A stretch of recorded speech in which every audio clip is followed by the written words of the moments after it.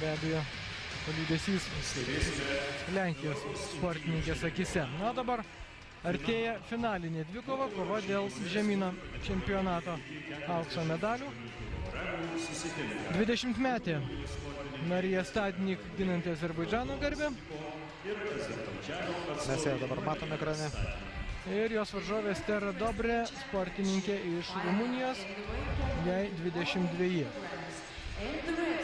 Olimpinėse žaidynėse Rumunija liko 10, kaip jau minėjau, Azerbaidžano sportininkė Pekine sugebėjo užlipti ant 3 garbės pakylos laiptelio. Beje, prieš 2 metus Europos čempionate Stera Dobre buvo užėmusi 2 vietą, bet tai buvo svorio kategorijoje iki 51 kg. Suaugusiųjų grupėje ji jau startuoja 48 kg svorio kategorijoje. Nu kągi, pagal rytinės kovas, be jokios abejonės, laikyčiau favoritę šios dvikovos imtynininkė su mėlyna triko, tai yra Stadnik, ukrainietė, kuri šiuo metu atstovauja Azerbaidžano komandą. Tai yra unikalus atvejis, kad praeitais metais ši sportininkė tapo Europos čempionė ir jaunimo amžiaus grupėje, ir suaugusių amžiaus čempionė, ir Europos čempionatų nugalėtoja, ir jaunimo pirmenybių nugalėtoja.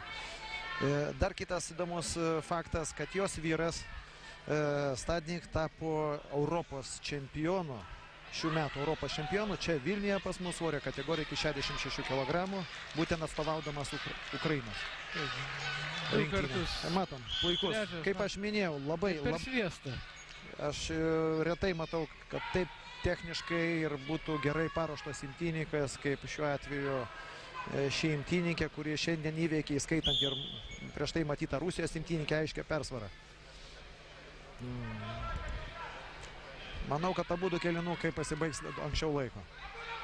Čia mano prognozė. Per 30 sekundžių 5-0 tai jau yra daug.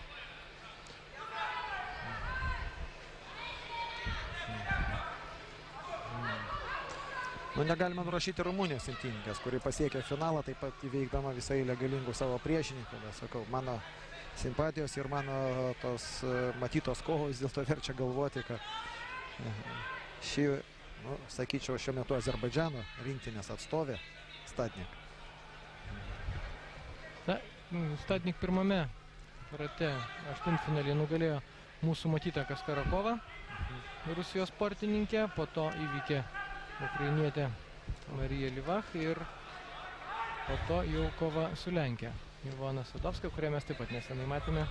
Visą tai buvo pusfinalyje. Rumunijos kelias link varžybų finalo irgi nebuvo lengvas. Ji nugalėjo Sarjana Savola iš Suomijos, taip pat sportininkė, kurią mes jau matėme. Po to įvykė Silvija Feličia iš Italijos ir Baltarusijos imtynininkė Tatjana Hurnovič. Na, iš kitos pusės, esant rezultatui 5-0, imtynininkė su mėlyna triko Stadnik nėra kur skubėti. Tai pilnai užtenka laimėtojų kėlinuko, kaip nekaip vyks Europos čempionato finalas.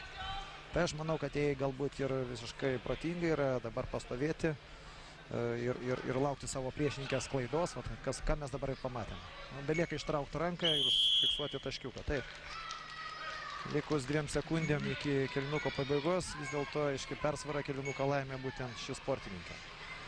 Tai vėl būtų galbūt unikalus atvejis, kad jeigu šią dvikovą laimėtų mūsų ekrane matyta imtynininkė su mėlyna triko, tai būtų ši šeima išvežtų iš Vilniaus būtent 2 auksinius Europos čempionato medalius. Nors Marijos Stadnik vyras gina Ukrainos garbę. Taip, būtent jos vyras tapo čempionu, tiesa atstovaudamas Ukrainą, svorio kategorija iki 66 kg.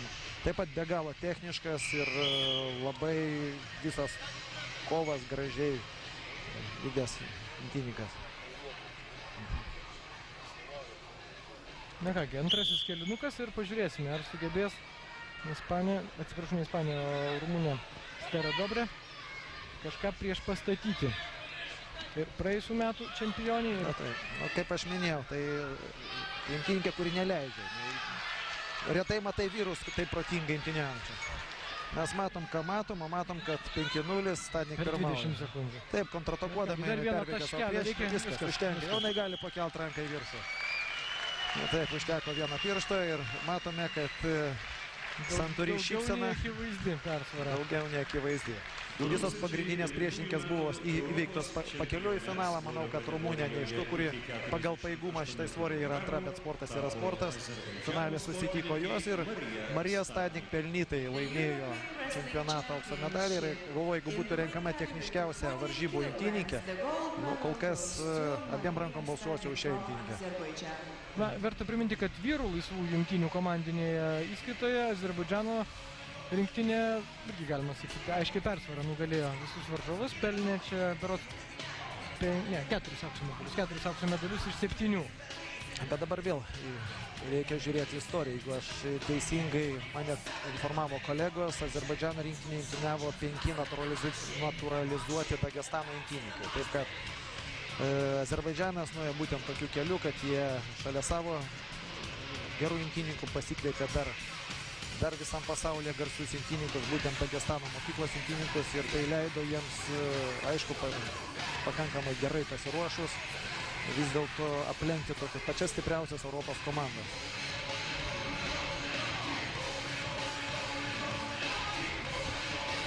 Nors vėlgi, jeigu kalbėsime apie